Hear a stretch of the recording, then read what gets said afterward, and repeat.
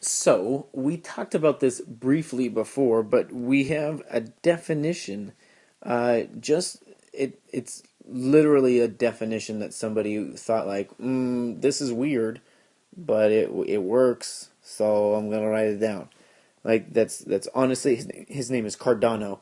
Like if you want to Google it, Cardano and his was imaginary numbers.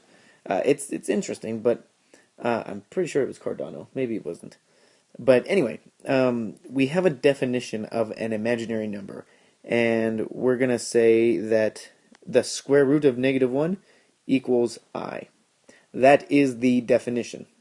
From that definition, we can get one more piece of information. So if I take that definition, square root of 1 equals I, and I square both sides. If I square both sides, then I get -1 equals I squared. So these are the two key pieces of information that I'm going to use in the next couple of examples. So actually, more so on this one, but this is by definition. This is something actually to memorize. I squared changes to -1. So anytime I see, like if I have 26I squared, well, this changes to -1. So it's actually, instead of 26 times I squared, it's actually 26 times -1. -1. So that's actually -26. So that's just by definition of an imaginary number. That's how you get imaginary numbers. You take square roots of negatives. So, with that being said, let's take a look at some very, very simple examples, I don't even know, three maybe? I don't know. We're going to go with three. And we're going to say multiply, write the answer in standard form. And that's what we're going to do. We're going to multiply and then write it out. So all I'm going to do first is like a -2I times, this will be part A. -2I times 3 minus 7I. I'm treating it like a variable, and I just multiply. I distribute. This is like 37 and 38. Yeah. So what do? I do -2 times 3. That's just -6. And I still have an I. Okay, that's nice. And then I do -2. Ooh, this is what people would get messed up on. -2 times -7 is positive 14. Oh, yeah, they're going to get messed up. But then I have I times I. I'm multiplying, so that's I squared. Yep, this is where people are going to get messed up. I just got done saying if you had an I squared, it changes to a -1. So actually, this is -6I. I mean, this doesn't change to a -1 because it's not squared. So it just stays as -6I. And then we're going to say plus 14 times a -1. So it's actually -6I minus 14. But this is not standard form. Standard form is where the real part comes first and then the imaginary part. So we would say -14 minus 6I. That is standard form. And that's all you do. That's all you do. Huh? Kid? Huh? Let's do another one real quick. Way faster. I don't know, 2I times 38I plus 3. So again, we distribute. I do the coefficients times the coefficients. 2 times 38 is 60, 72? 72? 8 is 8, but 76. 76? Yeah. And then I get I squared because I have I times I. And then plus 6I because it's 2 times 3. This one doesn't have an I, so I just leave that I all by itself still. Oh, look at that, it's so sad.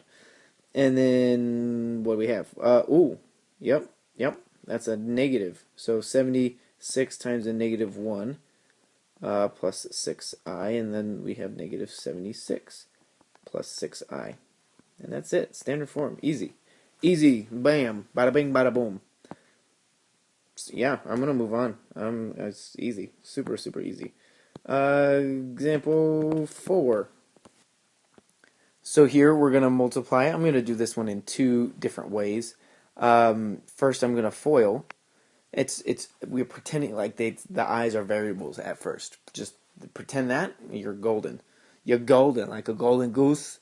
No, the goose not golden. He just likes golden eggs. She, it's probably she. All right. 7 times 8, and then 7 times negative 5i. So 7 times 8 is 56. And then 7 times negative 5 is negative 35i, because I have the I there. And then I just distribute that to both things. So 4 times 8 is 32, so positive 32i. And then 4 times negative 5 is negative 20. I times I is I squared. What? So then, what do we have? We have, well, these are like terms. It's a negative 35 and a positive 32. So I can say 56, what is that, minus 3i. And then this changes to a negative 1. So I have negative 20 times negative 1. So that's actually 56 minus 3i plus 20, right? Because negative 20 times negative 1 is positive 20. And you're thinking, great, I'm done. No, look, they're like terms now. So 56 plus 20, that's 76 minus 3i. There we go. If you're really uncomfortable doing that, you could do the box. We are multiplying binomials. It's just they have imaginary parts. You can write the first one, 7 and a 4i, and then 8 and a negative 5i. The problem with this is people forget the signs. And then this would be 56. 7 times negative 5, that would be negative 35i. 4 times 8 is 32, and then tack on the I. And then this would be negative 20i squared. And then we do exactly all of the same things, except for there was more writing here. But it would be 56. Combined like terms, that would be minus 3i minus 20i squared, and now it's exactly like that spot, right? Because we have 56 minus 3i minus 20 times negative 1. And it's all the same. I don't even know why I keep going. I don't know. Because those are like terms, so we have 76 minus 3i. Yeah, that's it. That's it for that. I'm going to do example 5. Let's look at example 5 real quick. I'm not even going to finish it. Example 5. Why is it in blue? I don't know. Red, white, and blue. Okay. And we're going to have 3i minus 7 quantity squared. Now you're thinking, like, wait, what? But this is like 43 and 44. What you do is you just you write it twice. 3i minus 7 and 3i minus 7. And you just multiply. Same exact way. I guess I'll finish it.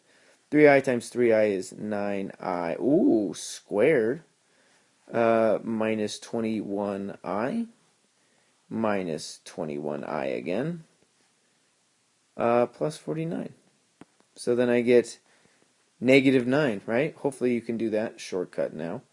Minus, those are both negative, so minus 42i.